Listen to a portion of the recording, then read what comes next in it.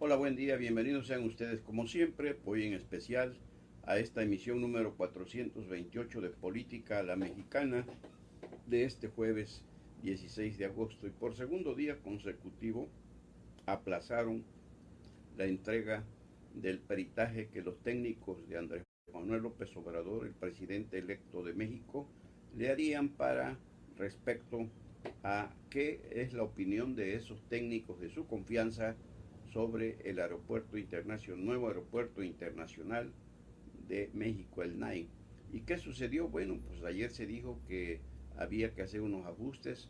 Hoy también, ya en voz, ayer lo dijo López Obrador cuando le preguntaron qué pasó en una de sus ruedas de prensa, y hoy fue el propio Javier Jiménez Espriu, el ya nombrado secretario de Comunicaciones y Transportes, no en funciones todavía por supuesto, quien informó a la prensa lo anterior, que será hasta mañana, porque en la madrugada de hoy llegó información muy importante de los Estados Unidos y que pues tenían que modificar su peritaje o añadirlo al peritaje, y ya posteriormente el propio López Obrador dio a conocer que será mañana a las 9 horas, muy temprano, cuando dé una rueda de prensa, una conferencia de prensa, ahí en su casa de Transición, para informar a los medios de comunicación y a través de ellos al pueblo de México qué pasa con ese peritaje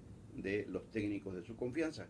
Mismo peritaje que trasladará, ya lo dijo, al Colegio de Ingenieros de México para que hagan lo propio, se lo regresan y entonces él lo propondrá, decíamos ayer, al pueblo de México a través de una consulta que se propone realizar para ver qué opinan, y decíamos, pues es cosa de perder el tiempo, porque si a usted y a nosotros, bueno, algunos de ustedes quizás sí estén enterados o sepan, tengan conocimiento sobre qué es la construcción de un aeropuerto de esa dimensión, pero la mayoría pues estamos desconectados de esto y creemos que es perder el tiempo. Pero en fin, cada cabeza es un mundo, y López Obrador hoy, por ejemplo, en otra rueda de prensa que decimos ya está encarrerado, ya opacó, y por prudencia, por supuesto, al presidente Enrique Peña Nieto, que lo está dejando que se llene de los reflectores, y para que pues no haya pretextos, y él manifestó su voluntad para que se realicen las cosas como ya las quiera realizar Andrés Manuel López Obrador, y luego no vayan a salir que su gobierno, el peñanietista, les puso obstáculos. Y hoy presentó López Obrador a los nuevos funcionarios de la que era la Zagarpa y ahora será Secretaría de Agricultura y Desarrollo Rural.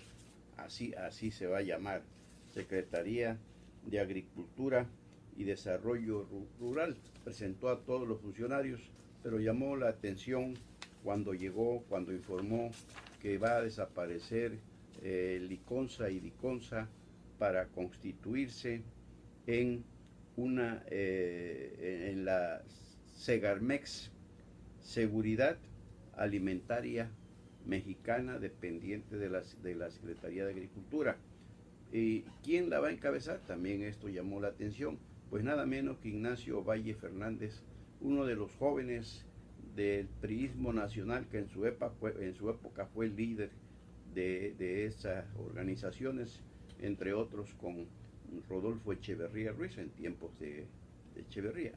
Precisamente Rodolfo Echeverría, hijo de Rodolfo Echeverría Álvarez, hermano del presidente entonces Luis Echeverría Álvarez. Y también se recuerda que Ovalle fue director de la CONASUPO, y que con Ovalle, perdón por la interrupción, con Ovalle trabajó Andrés Manuel López Obrador como delegado o encargado de esa dependencia en el estado de Tabasco, y tiene memoria López Obrador, seguramente entonces pues se llevó muy bien con Ovalle, y hoy le retribuye con este cargo dentro del nuevo proyecto de nación, que es este de la producción alimentaria. Y para la seguridad alimentaria mexicana, así, o sea que va derecha la flecha en ese sentido, y dio a conocer, por ejemplo, que se van a rescatar todas las plantas productoras de fertilizantes para ponerlo a precio accesible a los campesinos y que no haya ninguno que se queje de que no puede producir más de lo que actualmente produce porque el fertilizante es demasiado caro.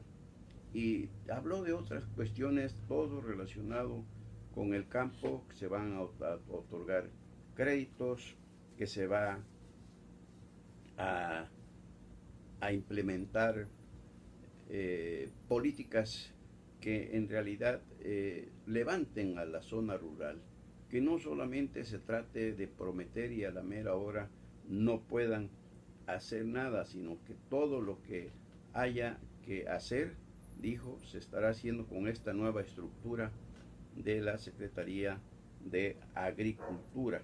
Y también llamó la atención que David Monreal Ávila, el hermano de Ricardo, el que va a ser coordinador de los senadores de Morena, pues fue nombrado coordinador general de ganadería.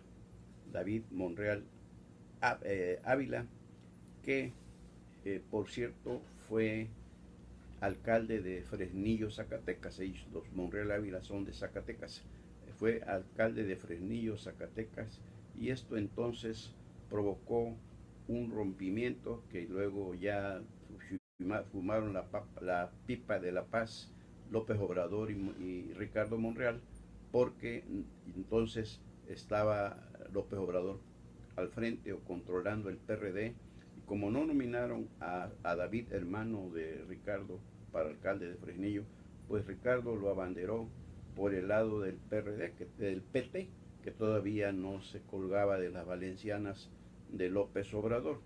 Y por cierto que posteriormente a David se le involucró con el narcotráfico porque lo acusaron de rentar una bodega donde los narcos pues guardaban tanto estupefacientes como algunas otras cuestiones de procedencia ilícita.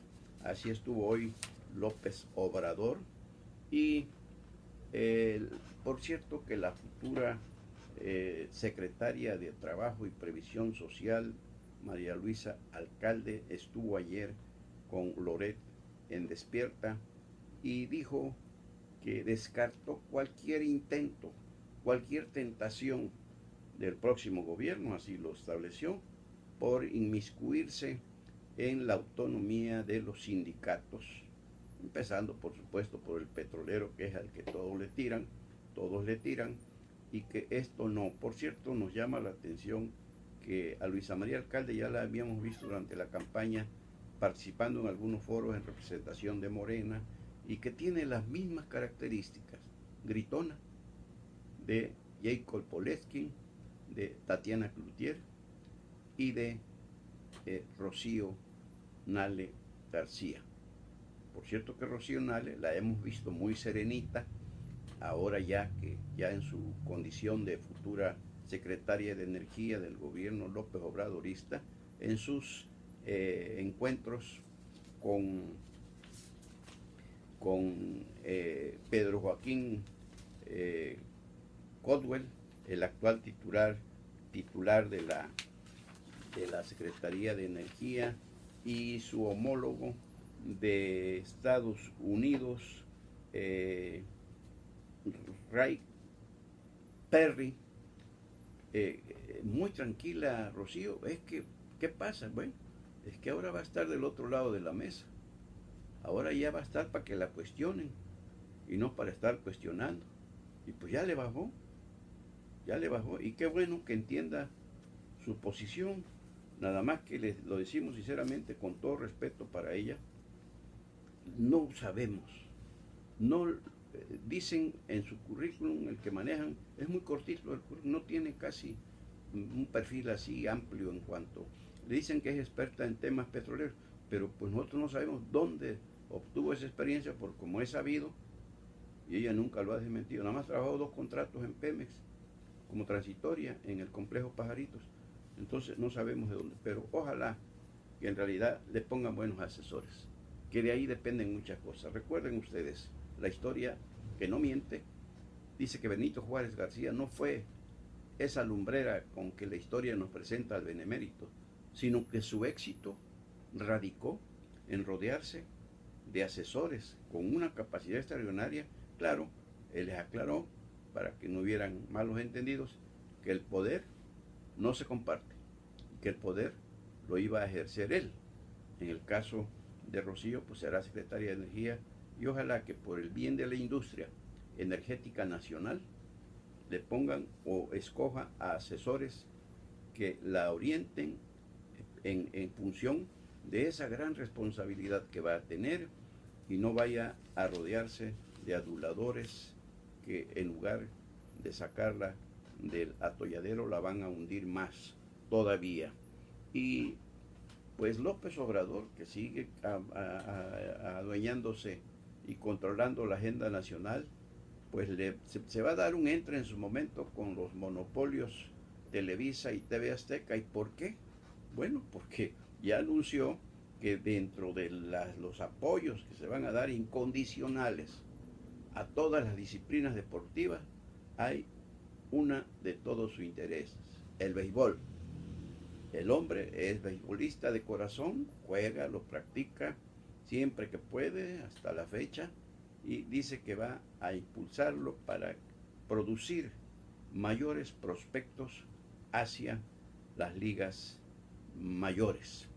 Extraordinario esto, porque ciertamente el béisbol, que es el rey de los deportes, en México ha sido menospreciado por las cadenas televisoras, los monopolios televisivos, y poco vemos béisbol, solo de las ligas mayores, pero en cuanto a la liga mexicana y otras ligas poco se habla, porque el fútbol, soccer, pues ha acaparado la atención, y no solo eso, el negocio de medios electrónicos e impresos y digitales, porque es más rentable en cuanto a publicidad. Y vemos cómo, pero pues qué calidad de fútbol nos ofrecen. Ya lo vemos, los fracasos que sigue cosechando México a nivel mundial. Y hace poco, Ricardo Tuca Ferretti, director técnico de los Tigres de la Universidad de Nuevo León, y un gran jugador en su tiempo con los Pumas de la Universidad Nacional Autónoma de México, hizo unas declaraciones que, verdad, impactaron, y que pocos medios tomaron porque no quieren tomarlas, porque se afecta su negocio. Dijo que pues el jugador mexicano de fútbol y el extranjero que llega a México pues son muy mimados, y al rato no los pueden tocar porque se derrumban, así como Neymar. ¿Se acuerdan?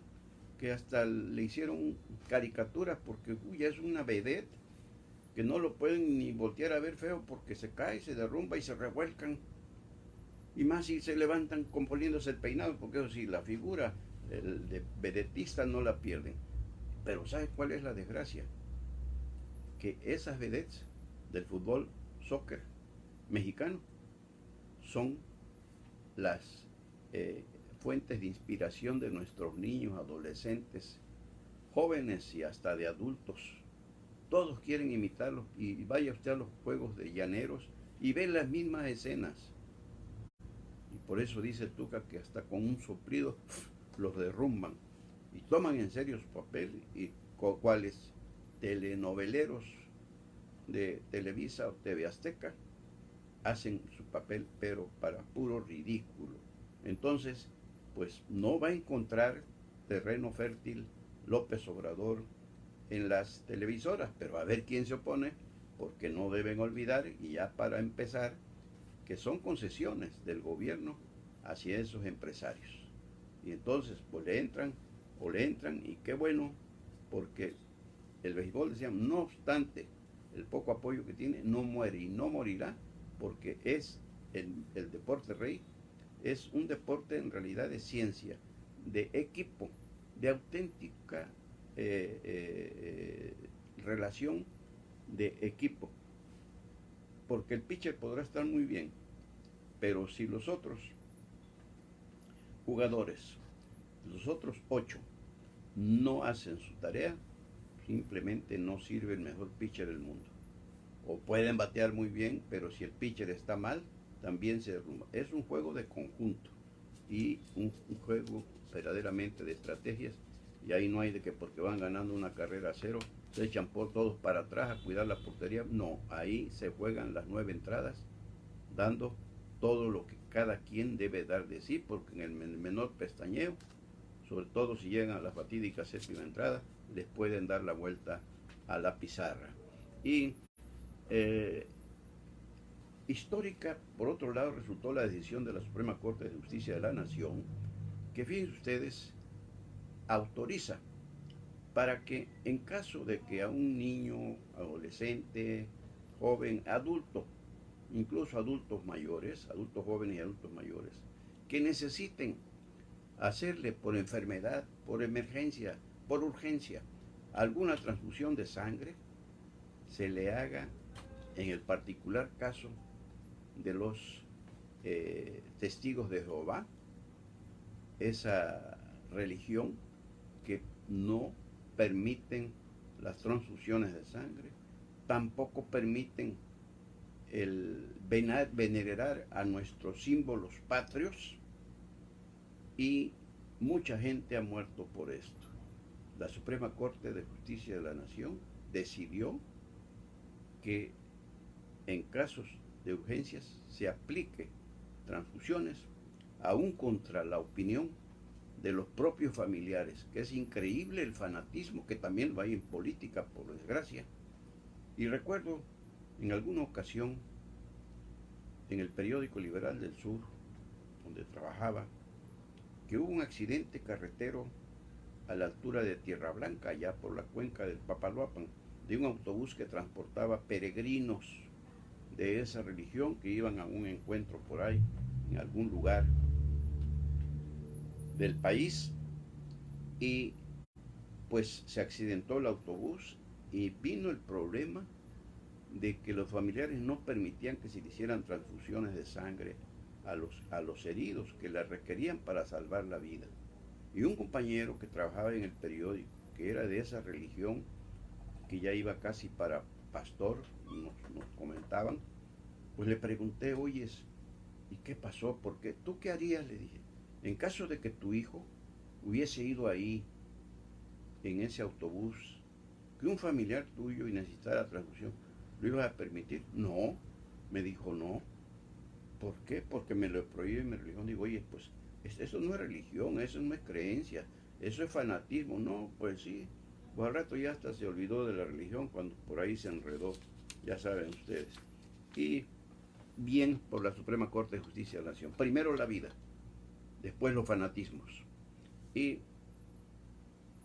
los taxistas de Coatzacoalcos, según uno de sus dirigentes de una coalición de taxistas, José Lindel Zapata, declaró, dijo a voz en cuello, que ellos no van a pedir incremento en la tarifa. No, pues no van a pedir, porque ya la aplican, dijo, aclaró, es cierto, tolerada, no autorizada, porque las autoridades de tránsito y vialidad y transporte no han autorizado el incremento, y dice que siguen aplicando la tarifa mínima de 18 pesos, lo cual es mentira, es falso, no hay tal. La mínima ya la cobran en 20 pesos y hasta en 25, y la máxima en 30 pesos. Y es que, como en el caso de los urbaneros, que ya no quieren ahora 2 pesos, quieren 3 pesos, le decíamos ya, es cierto, tienen toda la razón, pero quienes tienen la culpa de que estén así son los líderes, porque ellos negocian allá en el centro, en Jalapa en este caso. Allá negocian y ellos se benefician con concesiones y otras canonjías que les dispensan, pero el conductor, el chofer, esos son los que pagan los platos rotos, y ahorita lo sabemos como en los últimos meses ha habido un estira y afloja, confrontaciones con el mismo usuario por las tarifas no autorizadas, pero sí toleradas, que están aplicando. Entonces, pues que no nos venga José Lindel Zapata con que a Chuchita la bolsearon, porque la verdad es que no hay problema y hay que entender esto, decíamos. Tienen mucha razón y todavía a 30 pesos la máxima y a 20 la mínima se nos hace muy baja la tarifa, porque lo que se cobra nada más aquí cerquita en Villahermosa, en el mismo puerto de Veracruz, no tiene nada que ver con las tarifas de Coatzacoalcos y de la región sur. Pero que se hagan bien las cosas. ¿Por qué el gobierno no autoriza? Porque el gobierno se cuelga en que se va a afectar la economía familiar. Pero ¿cuántos taxistas son en la entidad? Miles también que se están afectando. Y de ahí nos espantamos porque muchos de ellos pues se coluden con el crimen organizado para emparejar las cuentas diarias. Esto ya es otra historia. Porque hemos dicho siempre, cada quien su vida, cada quien decide hacia dónde la orienta. Y por qué algunos taxistas sí se hacen a lo que ganan, aceptan y se organizan, y por qué otros no. No hay pretexto. Entonces, salvo la mejor opinión de ustedes. Y pues el gobernador electo de Veracruz, Cuitlavo García Jiménez, ya se metió en camisas de 11 varas. Ya, como diría Don Quijote, con la iglesia hemos topado, Sánchez. Porque resulta que el obispo del puerto de Veracruz, el obispo de Veracruz, don Luis Felipe Gallardo Martín del Campo, dijo que, a Dios rogando y con el mazo dando, que le parece que Cuitláhuac es imprudente e irresponsable por estar critique y critique al gobernador en turno Miguel Ángel Yunes Linares, y que más bien él ve que está imitando a López Obrador, para el que también todo está mal en el nivel federal. Y dice, cuando lo que debe hacer Cuitláhuac, dice el obispo Luis Felipe Gallardo Martín del Campo, obispo de Veracruz, que pues debe bajarle el volumen a su protagonismo y que pues mejor busque cómo empezar a encontrar soluciones para los problemas, la problemática veracruzana, y no estarse colgando de los errores que pudo haber cometido o comete el que será su antecesor, para que llamar la atención, que la llame comprometiéndose a resolver la problemática veracruzana y no criticando al que se va. Eso es lo que opina el obispo del puerto de Veracruz, Luis Felipe Gallardo Martín del Campo. Ya nuestra columna de mañana viernes ya está en cebejara.com. Hablamos de muchos temas, algunos de los aquí expuestos y otros relacionados con la política también, por supuesto, como los casos de Hueyapan de Ocampo y de Molhuacán, cabeceras municipales que tienen congregaciones como Juan Díaz Covarrubias y la Villa de Cuichapa, que son más importantes que la propia cabecera. ¿Y por qué nos referimos a esto? Porque hablamos que Hueyapan de Ocampo tendrá 2 diputados, uno local y otro federal, por efecto Andrés Manuel López Obrador, no por ellos, no por Juan Javier Gómez Casarín, ni Lalito Ríos Fararoni.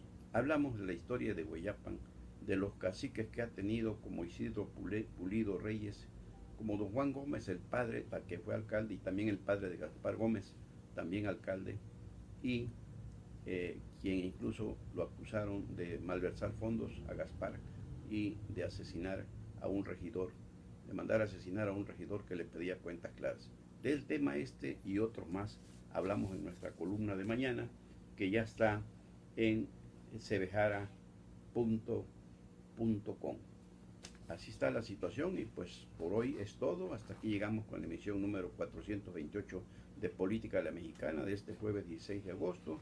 Dios mediante, mañana por aquí estaremos, pero si hay algo antes que consideremos de su interés, volveremos por supuesto para compartirlo con ustedes. Soy Sebejara, su servidor Carlos Velasco Jara.